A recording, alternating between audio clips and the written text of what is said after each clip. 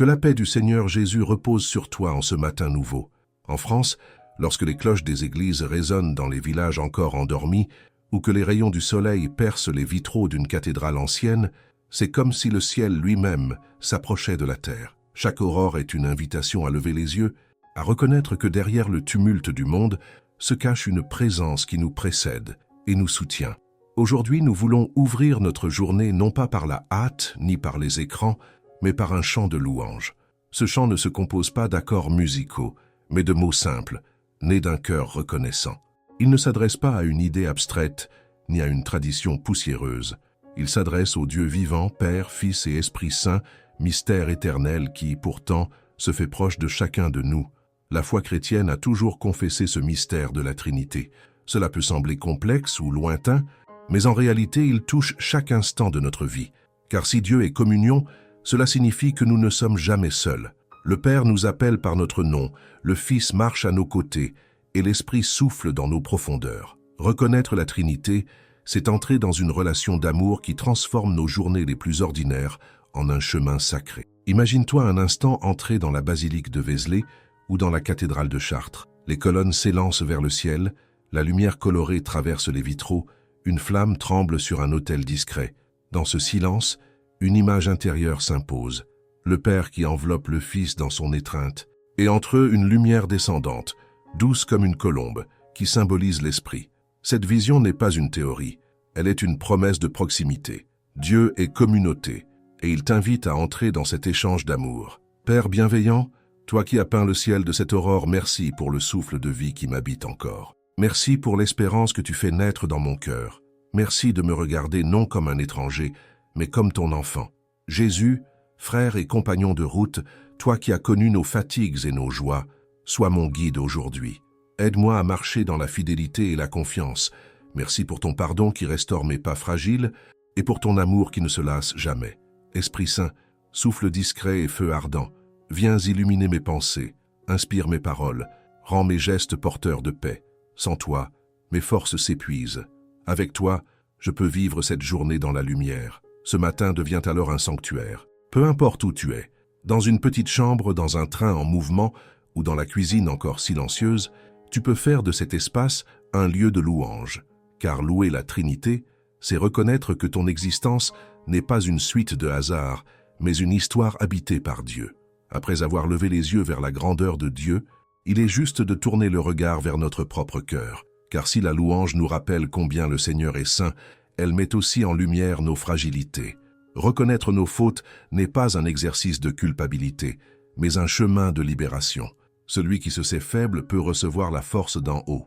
En France, il existe une vieille tradition spirituelle appelée examen de conscience, souvent pratiquée le soir avant de dormir. Mais pourquoi ne pas l'adopter aussi le matin, comme une façon de commencer le jour avec un cœur léger? Imagine-toi assis dans le calme, une bougie allumée à côté de toi, ou simplement en silence dans ta chambre. Tu fermes les yeux et laisses défiler ta dernière semaine. Quelles paroles t'ont échappé et ont blessé? Quel geste d'amour aurais-tu pu poser mais n'as pas fait? As-tu cédé à la rancune, à l'impatience, à l'égoïsme? Devant ce miroir intérieur, il est tentant de chercher des excuses. Mais la vraie liberté vient quand on ose dire « Oui, j'ai failli, Seigneur, et j'ai besoin de ton pardon ». Alors commence une prière humble. Dieu de miséricorde, regarde mon cœur tel qu'il est. Mette ta lumière dans mes zones d'ombre. Je ne veux pas fuir, ni minimiser, mais confesser mes manquements devant toi. Cette démarche n'écrase pas, elle relève, car le pardon de Dieu n'est pas une condamnation, mais une invitation à recommencer. Pensons à l'histoire de Paul, un homme de Lyon qui, accaparé par son travail, négligeait sa famille. Un jour, sa fille de 10 ans lui dit « Papa, tu es toujours occupé ». Ces mots furent comme un choc. Il réalisa qu'il s'était laissé emporter par la course et qu'il blessait sans s'en rendre compte. Ce soir-là, il s'agenouilla et pria « Seigneur, je reconnais que j'ai perdu de vue l'essentiel. Pardonne-moi et aide-moi à aimer mieux. » À partir de ce moment, il décida de changer ses priorités. Son témoignage montre que la reconnaissance honnête est le début d'une vie renouvelée. Peut-être que toi aussi, en ce moment, tu vois des zones de ta vie où tu as manqué d'amour, de vérité ou de patience. Ne laisse pas la honte te retenir. Dieu n'attend pas que tu sois parfait pour t'aimer.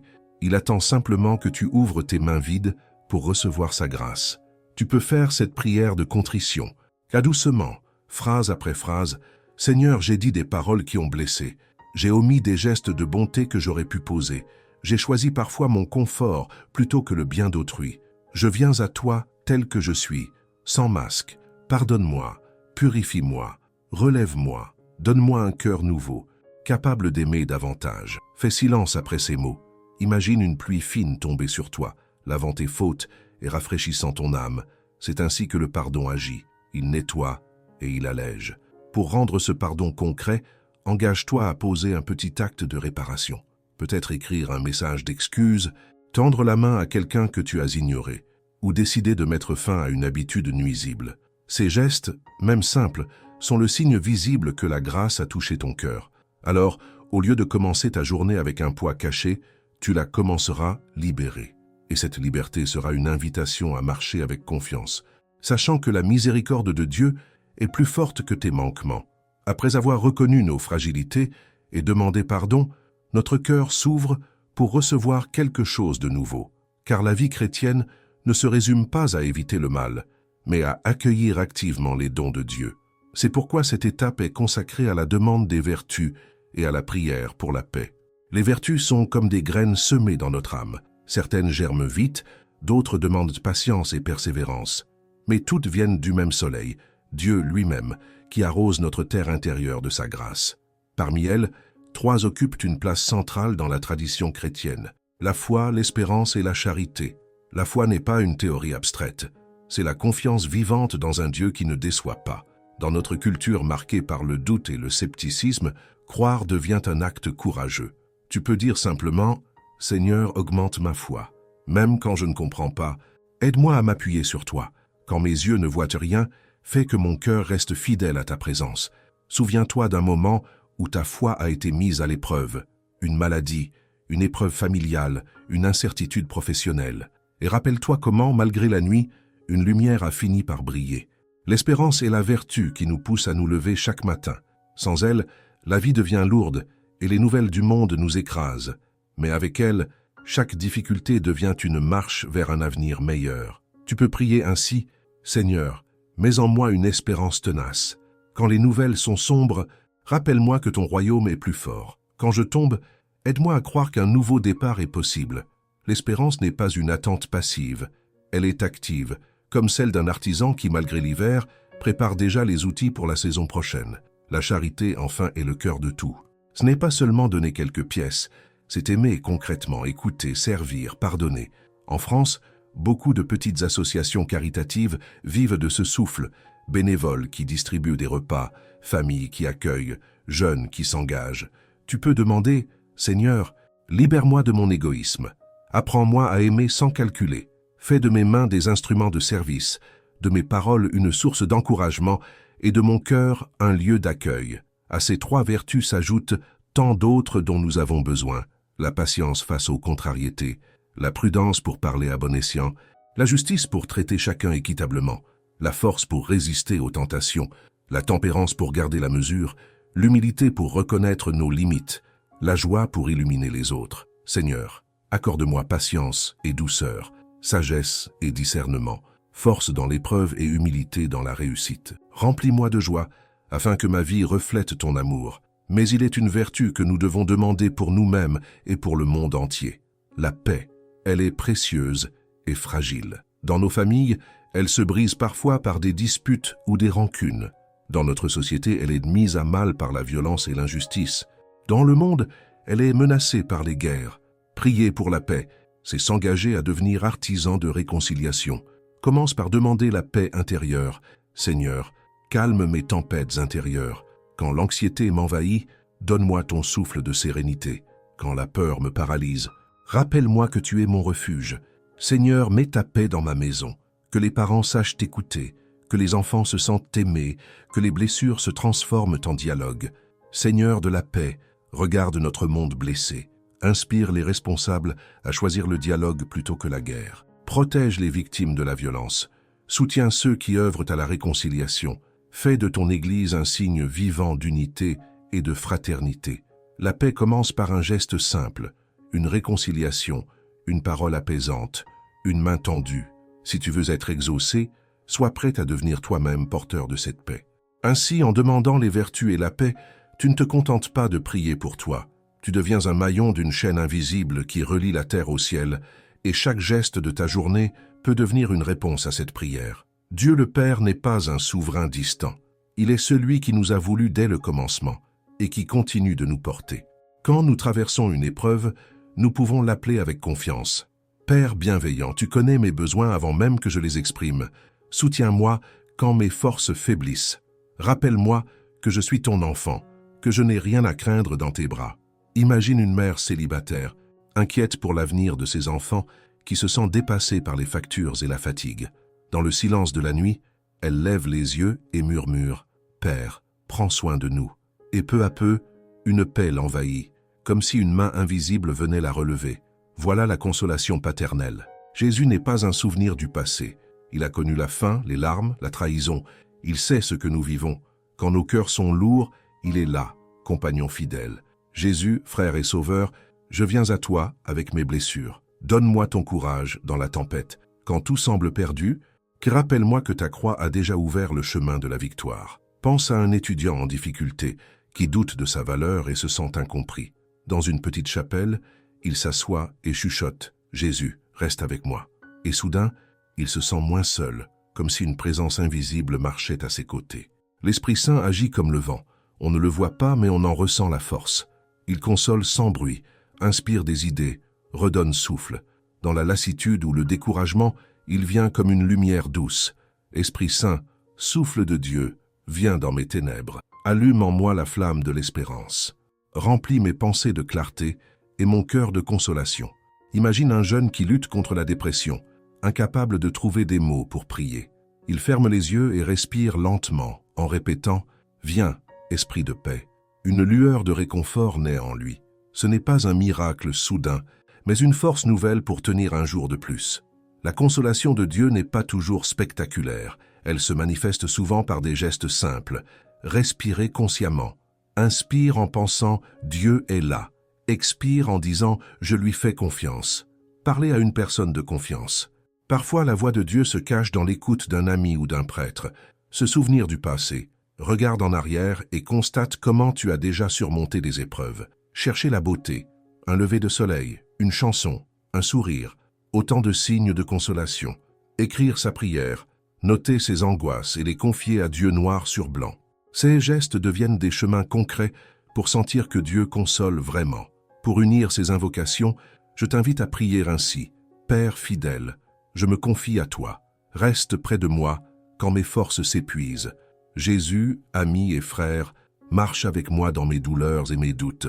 Esprit Saint, Esprit, souffle de vie, redonne élan à mon âme fatiguée. Trinité d'amour, sois ma consolation dans l'épreuve, mon abri dans la nuit, ma lumière au matin.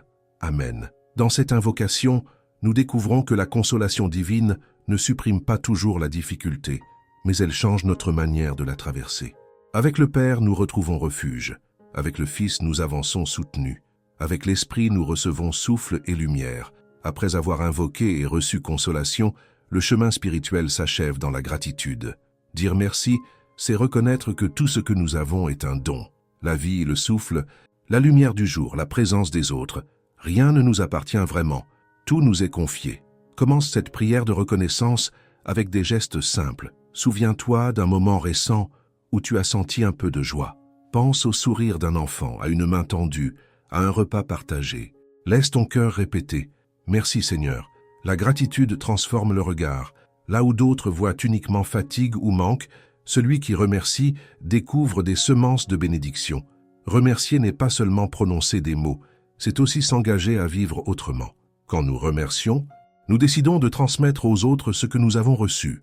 Demande-toi, comment puis-je partager la paix que j'ai reçue? Qui, dans mon entourage, a besoin d'un mot d'encouragement ou d'un geste concret? Un simple appel téléphonique, une visite à une personne isolée ou une prière pour quelqu'un qui souffre peuvent devenir une offrande vivante de gratitude. Tu n'es pas seul sur ce chemin. Chaque jour, des croyants de toute la France et d'ailleurs se lèvent pour chercher la présence de Dieu. Quand tu écris un mot, quand tu laisses un témoignage, tu t'inscris dans une grande chaîne invisible de prière et de solidarité. C'est pourquoi je t'invite à écrire dans les commentaires une phrase qui résume ton expérience. Tu pourrais par exemple partager cette affirmation. Le silence de Dieu est rempli de sa présence. Écris-la, ou choisis tes propres mots. Ils deviendront une étincelle pour celui qui hésite, une main tendue pour celui qui doute. Si ce parcours t'a nourri, ne t'arrête pas ici. Découvre les autres méditations proposées qui abordent différents aspects de la vie chrétienne. La patience dans l'épreuve, la joie dans le service, l'espérance face aux incertitudes. Chaque vidéo ou texte est un pas supplémentaire sur la route de la foi. Je t'invite aussi à soutenir cette mission. En devenant membre de cette communauté, tu permets à cette œuvre de continuer, d'atteindre plus de personnes et de semer davantage de lumière. Ton soutien n'est pas seulement matériel, il est spirituel, car il prolonge l'annonce de l'Évangile dans des cœurs qui en ont besoin. Avant de nous quitter, élevons une prière de bénédiction. Seigneur, merci pour le chemin parcouru ensemble. Merci pour chaque personne qui a pris le temps d'écouter et de prier. Remplis leur maison de paix, éclaire leurs décisions, console leurs blessures, que leur cœur reste ouvert à ta voix et que leur vie devienne témoignage de ton amour. Au nom du Père, du Fils et du Saint-Esprit. Amen. Retiens cette vérité. Le changement commence à l'intérieur et rayonne à l'extérieur. C'est là le cœur de cette démarche. Si tu laisses Dieu transformer ton cœur, ton entourage en verra la lumière. Merci d'avoir marché jusqu'au bout de ce parcours.